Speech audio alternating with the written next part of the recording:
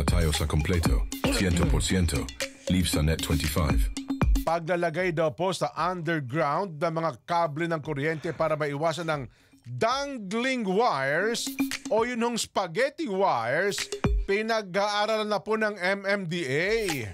I-report sa atin yan ni Erlo Bringas. Erlo!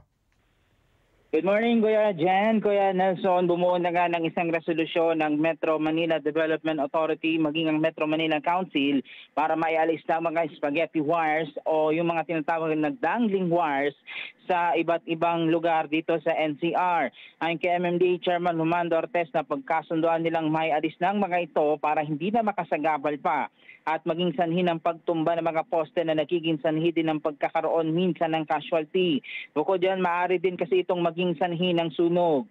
Sa ginawang Metro Manila Council meeting kahapon, kasamang ilang representative mula sa telco companies at Meralco, handa naman daw sumunod ang mga ito sa kanilang resolusyon. Ang kaso, aminado ang mga ito na nahihirapan silang alisin ng mga kable na hindi na gumagana pa dahil sa nagkapatong-patong na rin ng mga ito.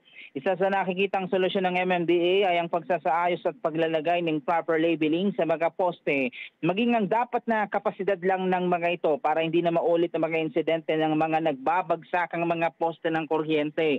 Patuloy naman ang pakikipag-ugnayan ng MMDA at MMC sa Meralco Telco companies para masolusyonan ang nasabing suliranin. Sabi pa ng MMDA, may nakikita na rin silang long-time solution sa ganitong suliranin sa iba't ibang komunidad sa Metro Manila. Magpapataw din daw ang MMC ng penalty sa mga kumpanyang hindi makakasunod sa polisiya patungkol sa dangling wires. Narito ang bahagi ng pahayag ni MMDA Chairman Romando Ortez.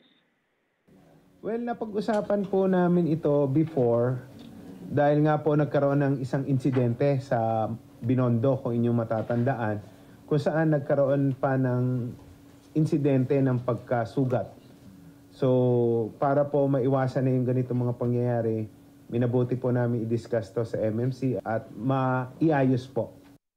Siguro, uunti-untiin natin hanggat sa eventually malinis natin yung buong Metro Manila.